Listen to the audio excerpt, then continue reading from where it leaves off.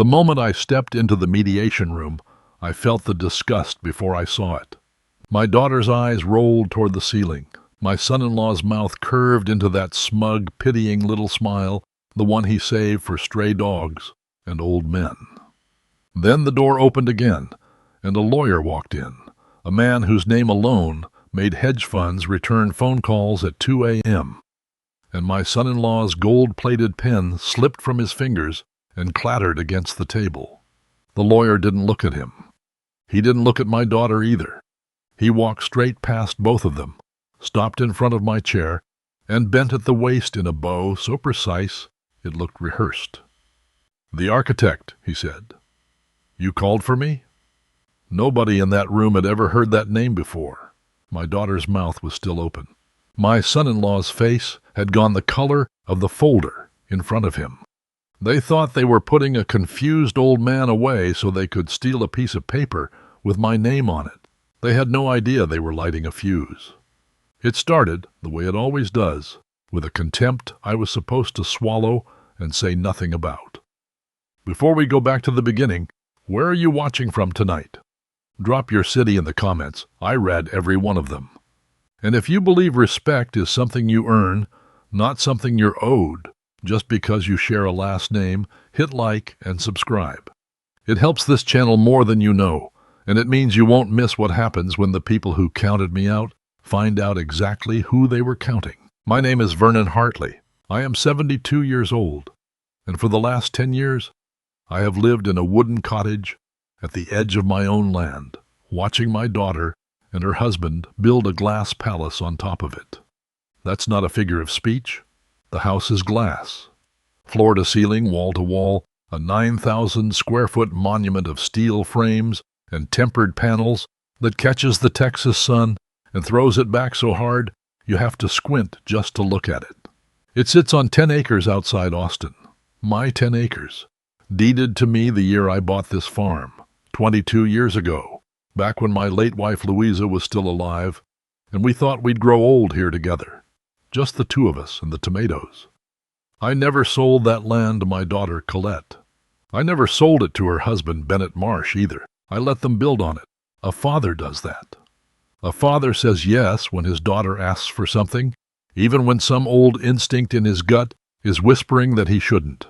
That Saturday, the instinct was screaming. There were 40 people at the barbecue. Caterers in white shirts moving between clusters of guests holding glasses of rosé. A jazz trio set up near the infinity pool. And somewhere in the middle of it all, Bennett Marsh, holding court like a man who already owned the world. 6 weeks, he was telling a circle of investors, his voice pitched loud enough to carry. Solara Dynamics goes public in 6 weeks. We're looking at a $1.8 billion valuation on day one. I've had 3 funds try to buy in early just to get ahead of the retail frenzy.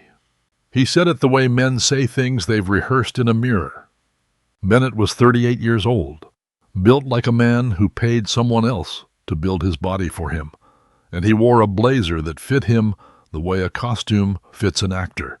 Technically correct, but somehow always slightly wrong. 12 feet away, my daughter Colette held her own audience. She was 35, blonde, radiant in the particular way people are radiant when they've never once in their life had to worry about a bill going unpaid. She was talking about the Louisa Hartley Memorial Fund, the scholarship I had created in her mother's name, the year after Louisa died of the cancer that took her in 11 months. And Colette was telling her friends about the gala she was planning, the designer she'd hired, the venue she'd already booked. She never once looked toward the corner of the patio where I was sitting. That's where they kept me. Not out of cruelty, they would have told you. Just logistics. The corner chair near the drink table, where I could be found if anyone needed something poured but otherwise wouldn't interrupt the flow of the party. I sat there in my gardening clothes, a glass of iced tea sweating in my hand, and I watched my own family's life happen 12 feet away from me like a television show I hadn't been invited to be part of. Only one person crossed that distance. My granddaughter Nell, 14 years old, with her mother's blonde hair and none of her mother's blindness, walked over and sat down cross-legged on the concrete beside my chair. "Grandpa," she said, "did the Cherokee purples come in yet? You said they'd be ready by August." I smiled, the first real smile I'd had all afternoon. "Ripening now. Come by tomorrow, I'll cut you the first one." "Nell," Bennett's voice cut across the patio before she could answer. He'd noticed her sitting on the ground, noticed exactly where she was sitting. "Don't bother your grandfather, sweetheart. He's tired. Old men need their rest." A few of the guests near him laughed, the easy laugh of people agreeing with someone powerful. Nell's face went red. She looked at me like she wanted to apologize for him, and I gave her the smallest shake of my head. "Don't, it's fine. It's always fine." And she got up and walked back toward the pool with her shoulders pulled tight. I had been called old and slow and tired in front of strangers more times in the last 2 years than I could count. I had learned not to let my face show what it cost me. The party ended a little after 9. I walked back to my cottage, the sounds of the cleanup crew and the last lingering guests fading behind me, and I sat on my porch with the lights off, listening to the cicadas, thinking about Louisa, the way I always did on nights like that. At 9:40 there was a knock. Bennett stood on my porch holding a bottle of bourbon so expensive, the label alone probably cost more than my monthly groceries. He held it out to me like a peace offering, like a bribe, like exactly what it was. "Nate, sorry, Vernon. Vernon, thought you might want to unwind." He knew I didn't drink bourbon. My cardiologist had taken that pleasure away from me 3 years ago, along with salt, along with red meat, along with most of the things that made getting old bearable. Bennett knew that. He'd been at the hospital the day the doctor told me. He wasn't here to unwind with me. He was here to soften me up. "What do you need, Bennett?" I said. No sense pretending otherwise. The mask dropped a little, replaced by something more businesslike, more urgent. He sat down across from me without being asked, set the bourbon on the small table between us, and pulled a folded document from his jacket. "There's a small hiccup with the IPO," he said. "The SEC wants additional collateral disclosure before they'll clear us for the listing date. It's a liquidity formality, nothing more. I need to show $2 million in verifiable assets outside the company structure, and I need it by Friday. And what does that have to do with me?" He slid the document across the table. "I need you to sign this. It puts your land, this farm, the cottage, all 10 acres, up as bridge collateral, temporary. The second we clear the SEC review, 6 weeks, maybe 8, I release the lien, and everything goes right back to being yours. You won't even feel it." I looked at the paper without touching it. I didn't need to read every line to know what it was. I had spent 30 years reading documents exactly like it, documents built by desperate men to look safe, and I recognized the architecture of it immediately, the vague language around temporary, the absence of any hard release date, the clause buried on page 3 that would have let him refinance against the land a second time without so much as a phone call to me. "No," I said. Something flickered behind his eyes. Not surprise, he'd expected resistance, but something colder, impatience. "Vernon, I am about to be worth $1.8 billion, you understand that? In 6 weeks, this family's entire financial situation changes forever. I'm not asking you to give me anything. I'm asking you to lend me a piece of paper for 8 weeks so I can unlock a future worth more money than you've seen in your entire life." "Then you don't need a 72-year-old man's 10 acres, I said. "A man about to be worth $1.8 billion can find $2 million somewhere else." The mask came all the way off then. "Unbelievable," he said, standing up so fast the chair scraped against the porch boards. "After everything we've done for you. You live on this land rent-free, you eat at our table every Sunday, and you can't do one thing to help this family. I bought this land, Bennett. You built your house on it. That arrangement runs in one direction." His jaw worked like he was chewing on something bitter. He grabbed the bottle of bourbon off the table, and on his way past the porch steps, he kicked over the terracotta pot where Nell had been growing her tomato seedlings since June, knocked it clean off the railing, soil and green shoots scattering across the grass. "You'll regret this, old man," he said, and he didn't look back. I sat there a long time after his footsteps faded, looking at the spilled dirt, at the small torn roots already starting to dry in the porch light.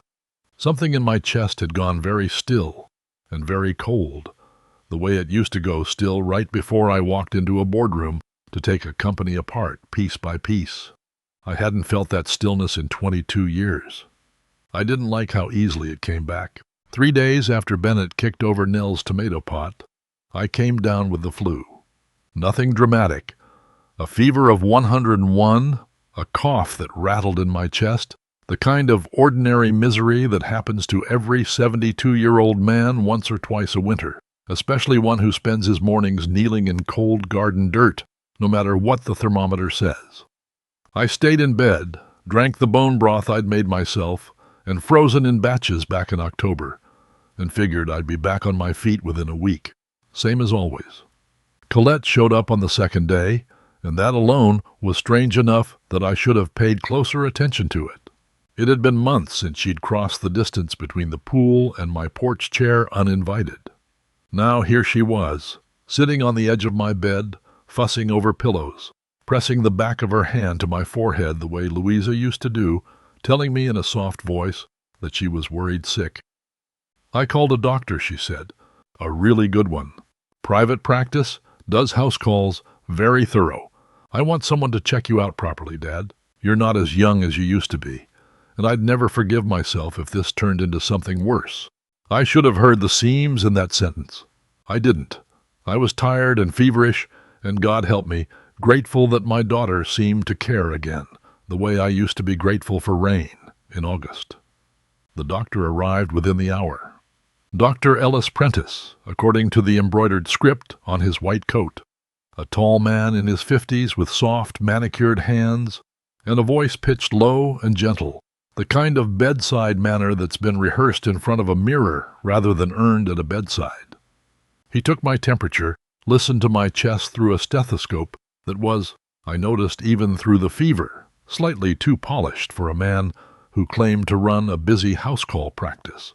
Then he started asking questions that had nothing to do with the flu. "Mr. Hartley, can you tell me today's date?" "March 14th, I said, and gave it without hesitation, though some small, cold, still functioning part of my brain noted the question and filed it away. "And can you tell me the name of the sitting president?" I gave him that too. He nodded and wrote something on a clipboard he angled just slightly away from me. He kept going. Did I remember signing my last tax return? Did I ever feel confused about where I'd put important documents? Did I ever feel that people close to me were trying to take advantage of me? Each question sounded reasonable on its own, the kind of thing a careful doctor might ask an elderly patient with a fever. Strung together, they formed a shape I recognized from somewhere deep in my old career, though I told myself I was imagining it. I told myself a 101-degree fever does strange things to a man's judgment, including his judgment about the people standing over his bed. Dr. Prentice left after 40 minutes. Colette walked him out. Through the gap in my bedroom curtains, I watched the two of them stand beside his car in the driveway for a long time, far longer than a routine house call should require. Their heads bent close together, her hand at one point briefly touching his forearm, before he finally got in and drove off. I didn't think about it again until the next morning, when a knock at my door pulled me out of a shallow, fevered sleep. A man in a crisp gray uniform stood on my porch holding a digital scanner and a thick white envelope, sealed and stamped with a county seal I recognized immediately from another life. "Vernon Hartley?" he asked, already tapping the scanner awake. "Legal delivery. Sign here, please." I signed with a hand that wasn't entirely steady, still weak from the fever. He handed me the envelope, said nothing further, and was back in his van before I'd even shut the door behind me. I carried the envelope to my kitchen table and sat down across from the empty chair where Louisa used to sit for 30 years of breakfasts, and I opened it with the same silver letter opener she'd given me on our 20th wedding anniversary. the one I still used out of habit or sentiment, I was never quite sure which. It was not a bill. It was not a boundary dispute over the property line.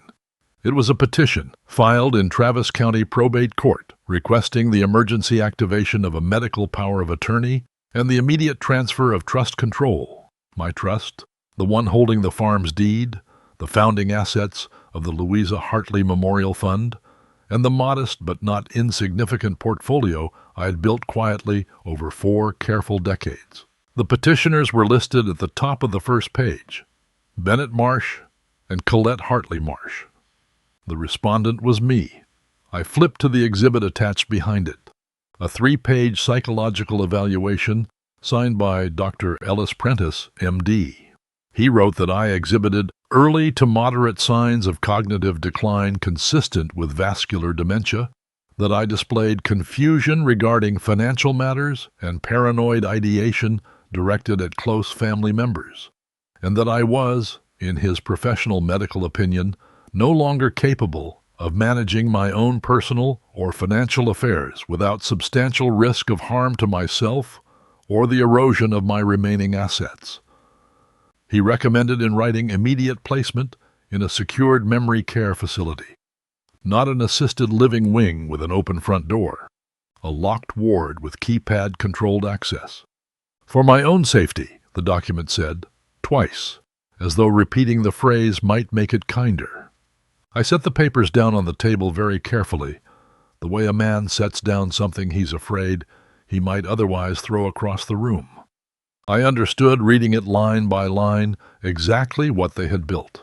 If a judge signed this petition, Colette would become trustee over everything: the deed to this farm, the fund carrying her mother's name, the last tangible pieces of Louisa that existed outside a granite headstone in Live Oak Cemetery.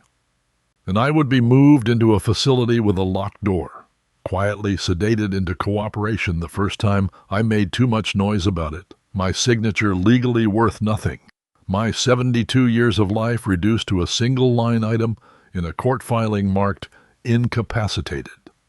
They weren't trying to take a piece of paper from me.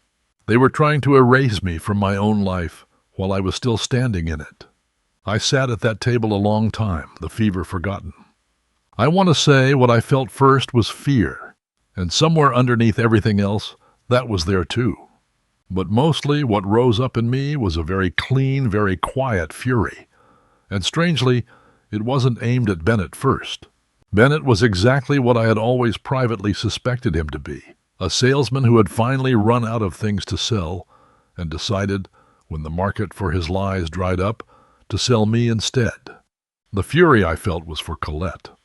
I thought about her at 6 years old, asleep against my chest on a Sunday afternoon, the smell of her shampoo, the small weight of her trust.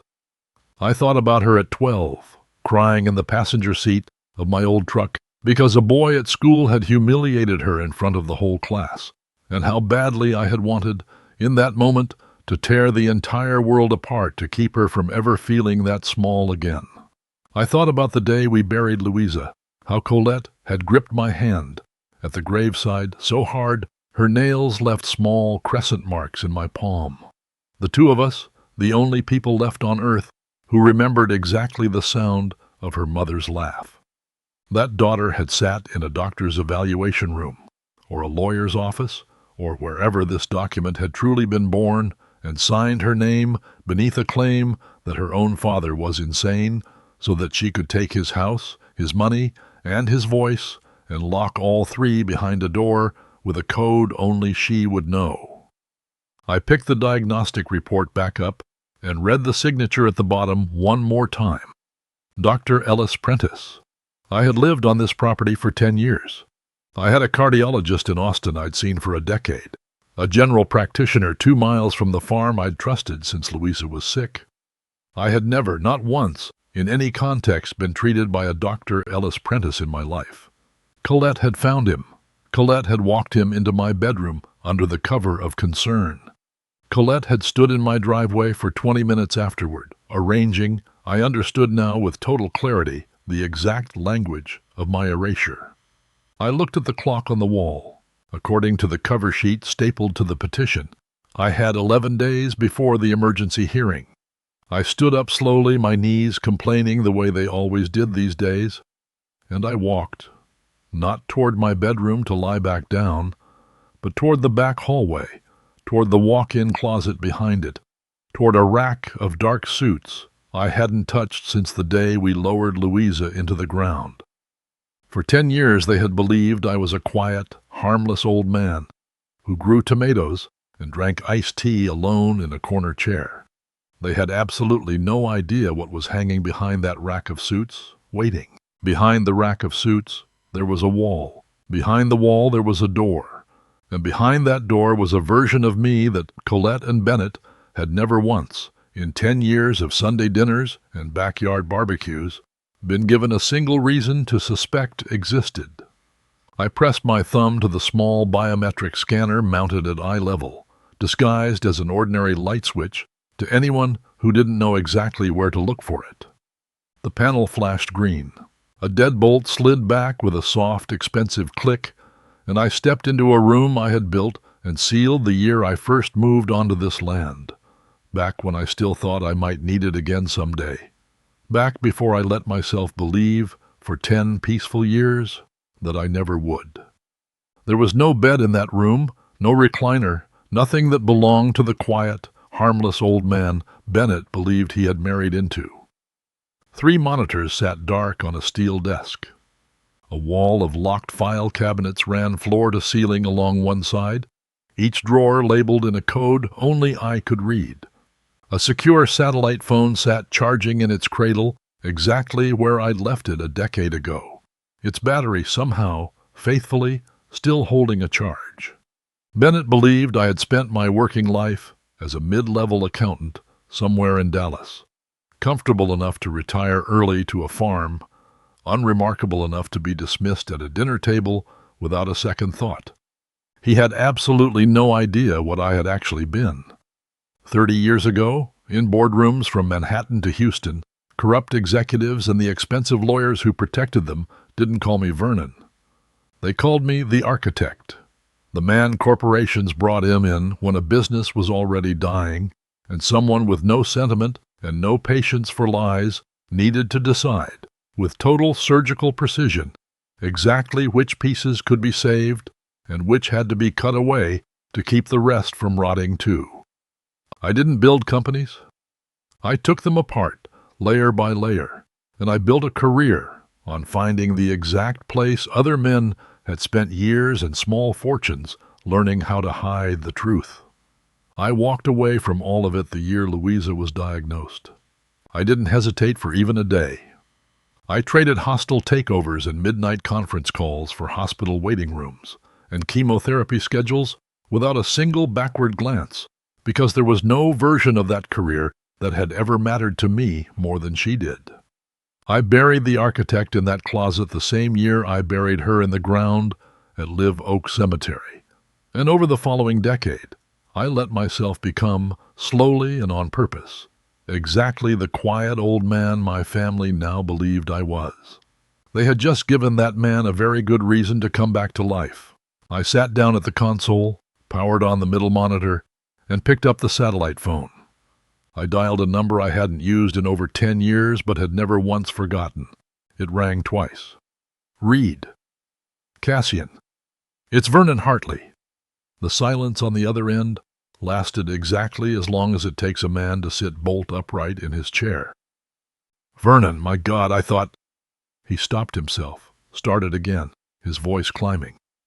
I thought you'd disappeared for good. Off the grid. Gone. I said, something's come up. Cassian Reed had been 26 years old, and visibly terrified the first time I met him, a junior associate at a firm I was dismantling from the inside, assigned by his partners to babysit the liquidation and report back everything I did. I saw something in him that year that had nothing to do with ambition. Every young lawyer has ambition. What Cassian had was a genuine, almost physical allergy to being lied to.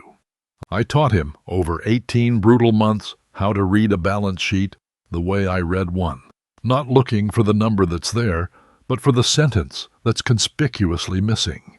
He became, in the years since, the sharpest financial litigator in the state of Texas. And he never once forgot who had put those tools into his hands. "They filed for conservatorship," I said. "My daughter and her husband. They're claiming I have dementia. There's a hearing in 11 days. There was a pause, and then a short, sharp exhale that was almost a laugh, though there was nothing funny buried inside it. "They have no idea who they just tried to put in a cage, do they?" "No," I said, they don't. I need you here tomorrow morning.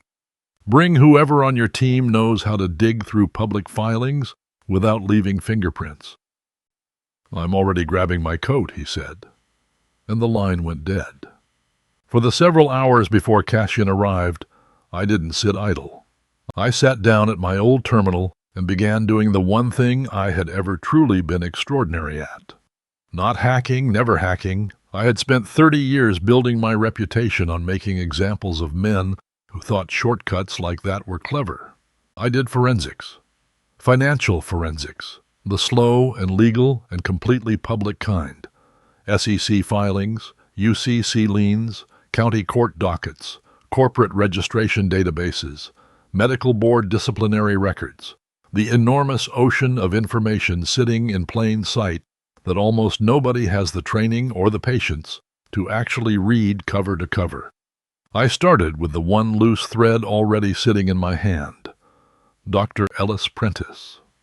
By the time Cassian arrived the next morning, no tie, sleeves already rolled to the elbow, carrying a laptop bag instead of a briefcase, looking every bit as hungry as he had at 26, I had already found most of what I needed. "He's not clean," Cassian said, dropping into the chair across from me and pulling up his own research on the second monitor.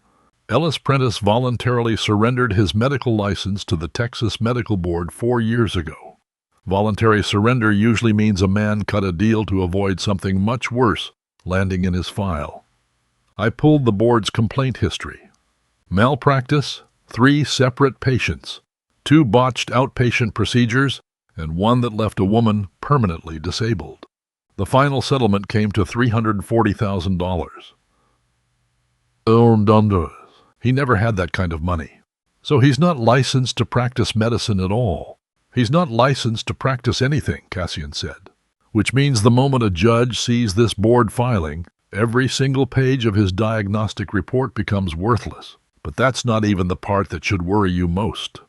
He turned the second monitor toward me.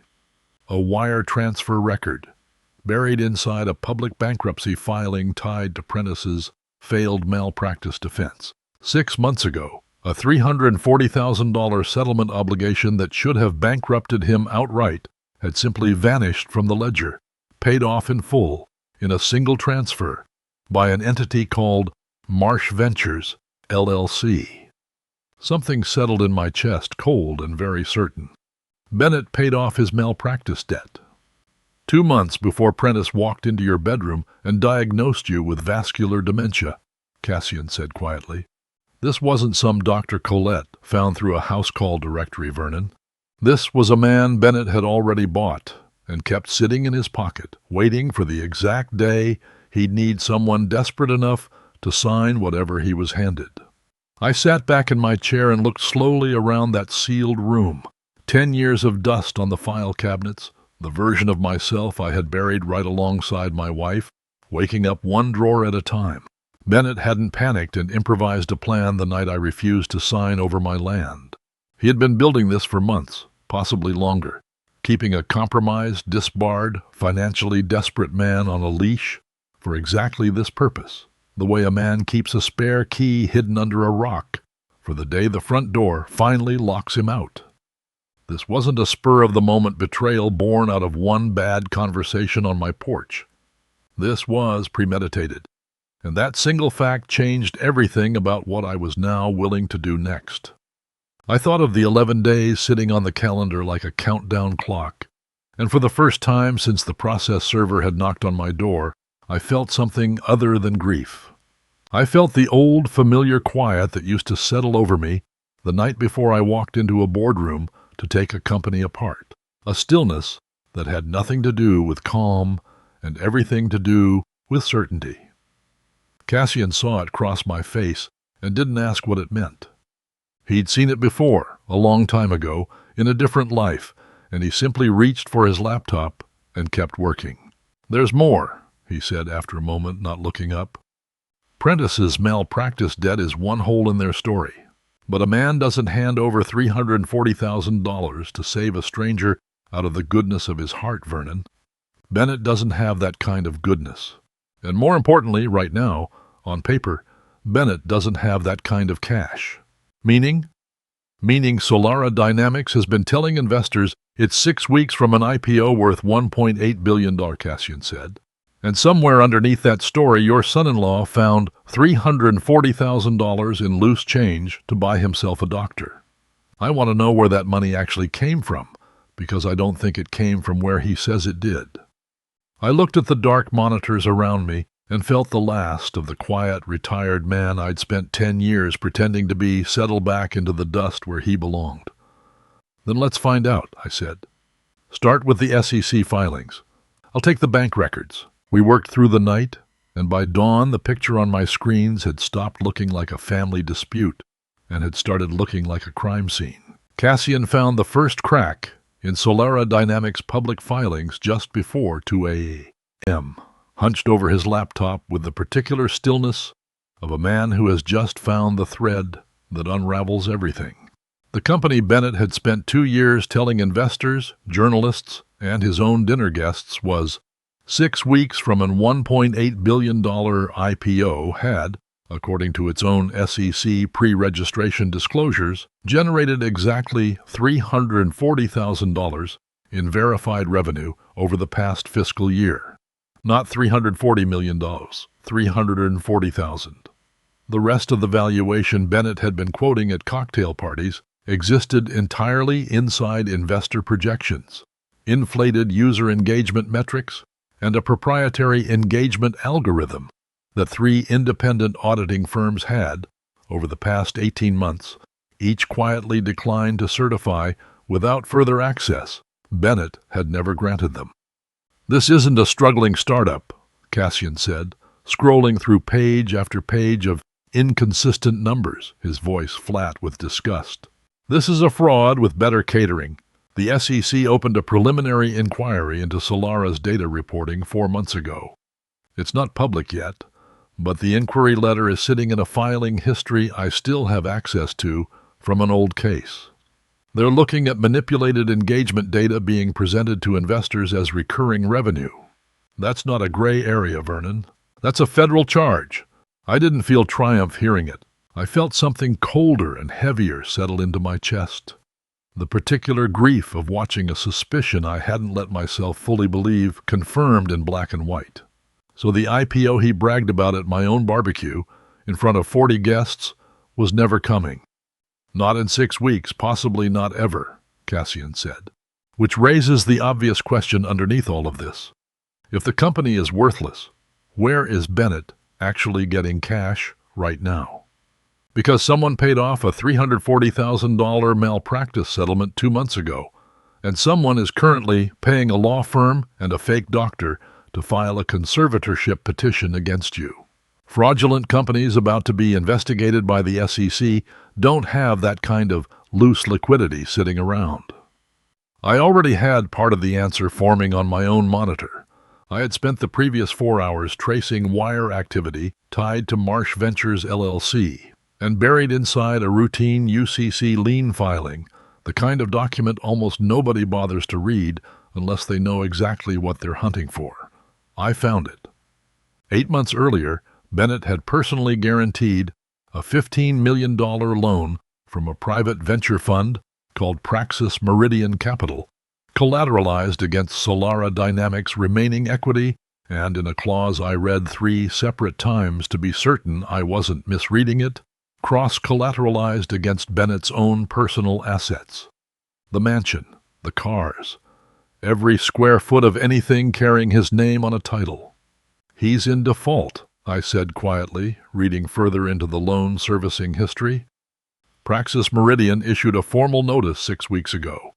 He missed a scheduled interest payment of $1.1 million. I kept reading and my hand went still on the mouse. They've activated an emergency capital call, $5 million, due in 10 days. Or they seize everything tied to the personal guarantee and refer the entire file to federal authorities for loan fraud. Cassian let out a low whistle and sat back in his chair. 10 days, that's almost exactly when your emergency hearing is scheduled, isn't it? It wasn't a coincidence, and both of us understood that in the same silent instant. Bennett hadn't shown up on my porch asking for a bridge loan on my land because he wanted to expand a thriving business. He'd shown up because he was 10 days from losing absolutely everything he owned, and my 10 acres, quietly liquidated through a court order that declared me incompetent, would have handed him just enough fresh collateral to buy himself a little more time with the wolves already circling his front door. There's still a hole in this, I said, rubbing my eyes, feeling every one of my 72 years pressing down at once. A malpractice payoff, a law firm's retainer, whatever he's paying under the table to move this hearing this fast. None of that is free. And a man 10 days from bankruptcy doesn't have loose cash sitting around for bribes and expert witnesses.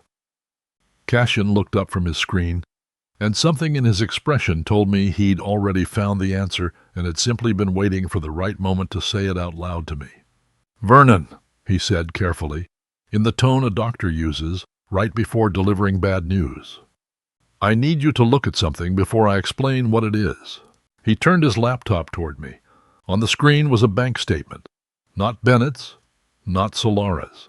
It was the quarterly financial disclosure for the Louisa Hartley Memorial Fund, the scholarship I had founded in my late wife's name the year after she died. The one that had, for 9 quiet years, faithfully sent working-class kids across Travis County to nursing school and community college on Louisa's memory. I had never once audited it closely. I trusted Colette completely. She was the managing director. She was my daughter, and the fund carried her mother's name stitched into every letterhead.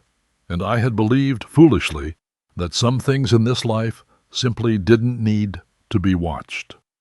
The fund's asset balance, which should have sat somewhere close to $2.1 million, read $412,000. I felt the floor of my chest give out from under me, the same light-headed drop I remembered from the hospital corridor the night Louisa's oncologist first said the word terminal. "Keep scrolling," Cassian said quietly, not looking at me. I scrolled, and the missing $1.7 million revealed itself one line at a time. A $150,000 disbursement 8 weeks ago marked Strategic Communications Consulting, paid directly to Marsh Ventures, LLC. An $80,000 disbursement to a company called Cedar and Vine Events, a gala planning vendor registered only 3 months earlier, its sole listed owner Bennett Marsh. Legal retainer fees. Independent medical evaluation services, dated the same week Dr. Prentice first walked into my bedroom. Line after line, each one dressed up in the polite vocabulary of a legitimate nonprofit, each one a direct pipeline, quietly moving Louisa's memory straight into Bennett's collapsing empire. And at the bottom of every transfer over $20,000, the fund's compliance system had attached a scanned signature authorizing the release. It wasn't Bennett's signature, it was Colette's. I sat very still for a long moment, staring at the elegant, familiar loop of my daughter's handwriting. The same signature I'd watched her practice for hours as a teenager, trying to make it look older, more important, authorizing the theft of her own mother's legacy. Money meant for 18-year-olds from families like the one Louisa herself had grown up in. Families who couldn't afford tuition without help. Families Louisa had named specifically, by description, in the fund's founding charter. I had prepared myself, walking into that hidden room the night before, to find that Colette was weak, manipulated, frightened into silence by a husband she couldn't stand up to. I had left room, somewhere in my chest, for the possibility that my daughter was, in her own way, also a victim of all of this. There was no room left for that possibility now. These were her signatures. Deliberate, repeated, authorized across 8 separate weeks. She hadn't been tricked into anything once. She had looked at her mother's name printed at the top of a stolen check over and over and signed anyway to keep her husband's collapsing fantasy alive, one gala invitation at a time. Something in me that had been a father for 35 years quietly, finally, stopped being one that afternoon. "Cassian," I said, and my voice came out flat, stripped of everything but purpose. "Get me everything you have on Praxis Meridian Capital's loan file. Every clause, every deadline, every signature on that guarantee." "What are you thinking?" he asked, already reaching for his phone. I picked up the satellite phone and began dialing a number I hadn't used in over a decade. A private line, memorized the way a man memorizes his own birthday, belonging to a man who had once told me after I'd saved his career and very possibly his freedom that if I ever needed anything at all for the rest of my life, I only had to call. "I'm thinking," I said, listening to the line ring, "that it's time to find out exactly who's holding Bennett Marsh's leash, and then I'm going to buy it out from under him." The private line rang twice before a booming, confident voice answered, though I could hear the faint, old fear underneath it the moment he recognized the number on his screen. "Nate Vernon." "My God, is everything all right?"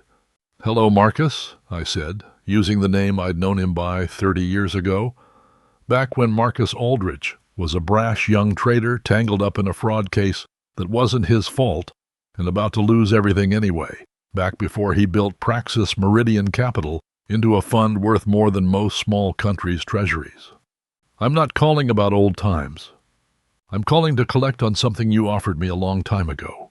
There was a pause, and then quieter, more careful. "Name it." "You hold a loan out to a man named Bennett Marsh. $15 million, personally guaranteed, cross-collateralized against every asset in his name. He's in default. My understanding is your fund is preparing to seize everything Monday morning."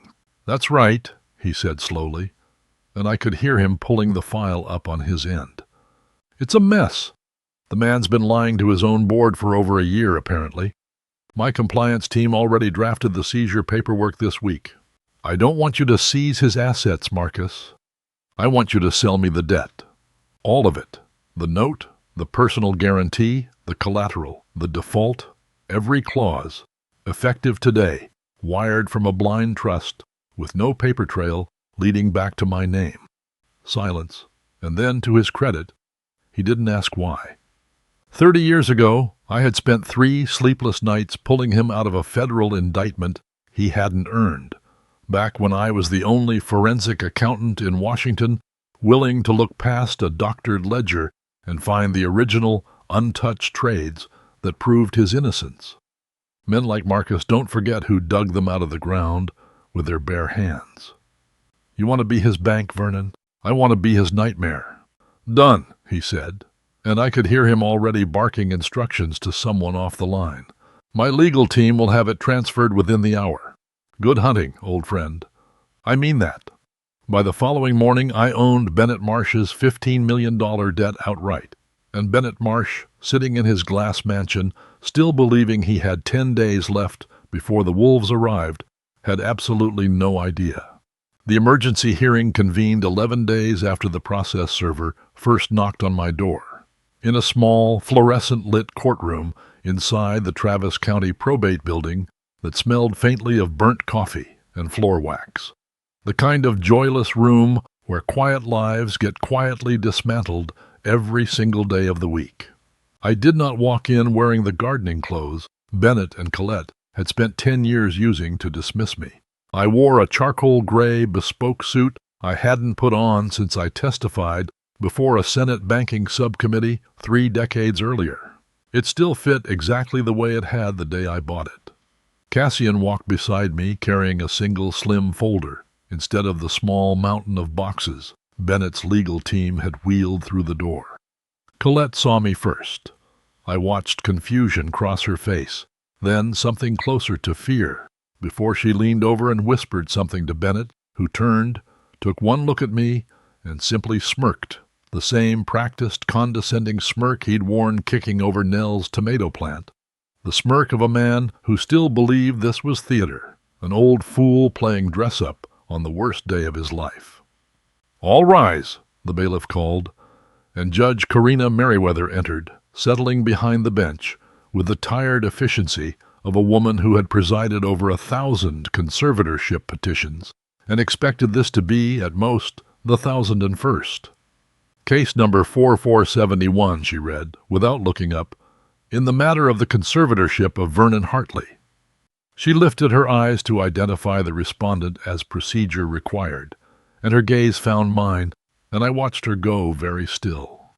She had been a 29-year-old assistant district attorney the last time I stood in front of her, 30 years earlier, drowning in a fraud case that was collapsing around her career until a forensic accountant walked in with a single spreadsheet that put 6 corporate executives in federal prison. She had never forgotten that spreadsheet. I watched it land on her face in real time, 30 years compressing into a single held breath. "Counsel," she said slowly, turning toward Bennett's attorney, "are you fully aware of who your respondent is?" The lawyer blinked, glancing down at his notes, as if the answer might be printed there. "He's Vernon Hartley, Your Honor, a retiree." "That," the judge said, setting down her pen, "is the man they used to call the architect. I would suggest, Counselor, that you proceed very, very carefully from this point forward." Bennett's attorney called Dr. Prentice to the stand first.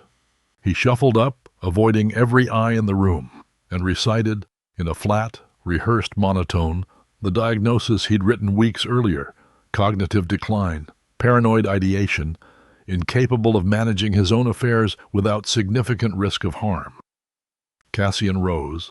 He didn't raise his voice. He never had to. "Doctor," he said, "or should I say, Mr. Prentice, your medical license was voluntarily surrendered 4 years ago after 3 separate malpractice claims. Isn't that correct?" Prentice's face went the color of the courtroom's beige walls. It's not relevant to—" "It's entirely relevant," the judge snapped, "to whether this court can trust a single word of your professional opinion. Answer the question, Mr. Prentice." Cassian didn't wait for an answer. He placed a single page on the overhead projector. The wire transfer, $340,000, from Marsh Ventures, LLC, into Prentice's malpractice settlement trust account, dated exactly 8 weeks before his diagnosis of me was signed. The image filled the wall behind the bench. The courtroom went quiet enough that I could hear the air conditioning cycle on and off. "You were paid to write this report," Cassian said. "Not by an insurance company, not by a hospital, by the man married to my client's own daughter." Prentice looked at Bennett, then at the judge, and said nothing at all. In a small, cracking voice, he asked to invoke his right against self-incrimination, and the bailiff escorted him out of the room, while Bennett's lawyer sat frozen at the table, watching his entire case walk out the door in handcuffs of its own making. Bennett insisted on taking the stand himself, against his own lawyer's visible objection.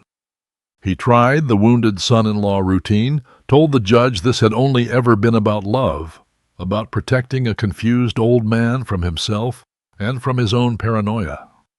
Cassian let him talk for nearly 2 full minutes without interruption.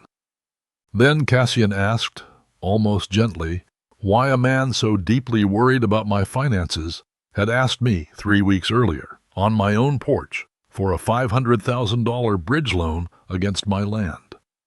"That was an investment opportunity," Bennett said, his jaw tight, sweat beginning to gather along his hairline. "Is that why Solara Dynamics is currently $50 million over budget on its Ohio facility?" Cassian said, "with 16 separate contractor liens filed for non-payment? Is that why Praxis Meridian Capital issued you a formal default notice and a $5 million emergency capital call 10 days ago?"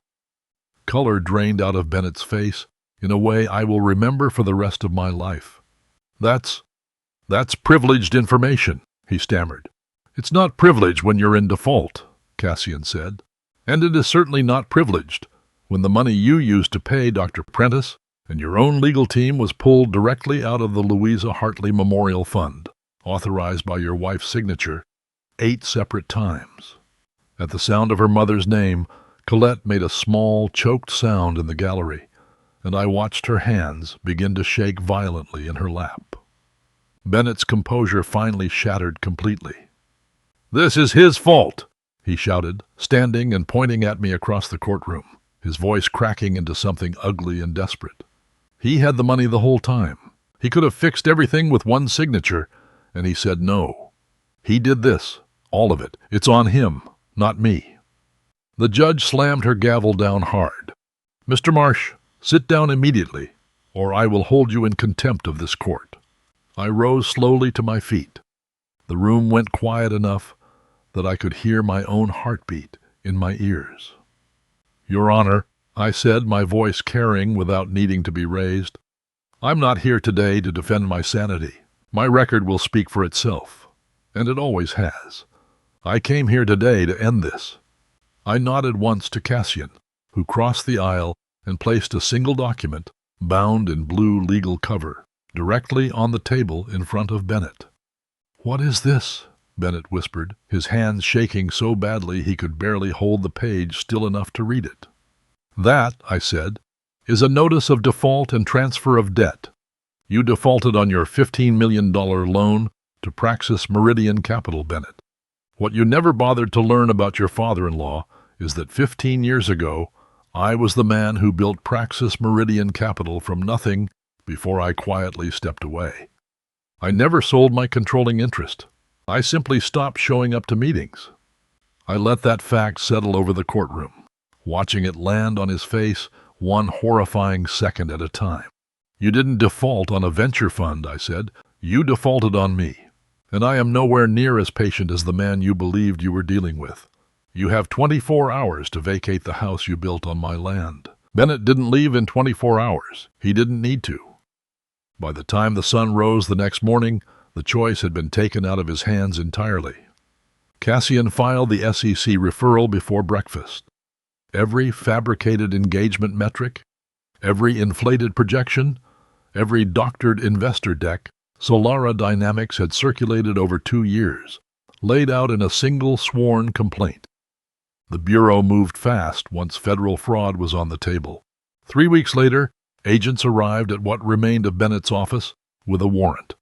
And by the time the case reached trial, the evidence against him, bank fraud, securities fraud, wire fraud, stitched together from every shell company he'd ever opened, was so overwhelming that his own attorney reportedly told him, off the record, there was no version of this that ended anywhere but prison. He was sentenced to 15 years in a federal facility. I didn't attend sentencing. I didn't need to see his face when the judge read the number out loud.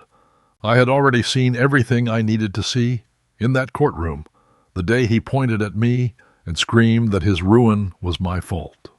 The glass mansion sat empty for 6 weeks before I had it demolished.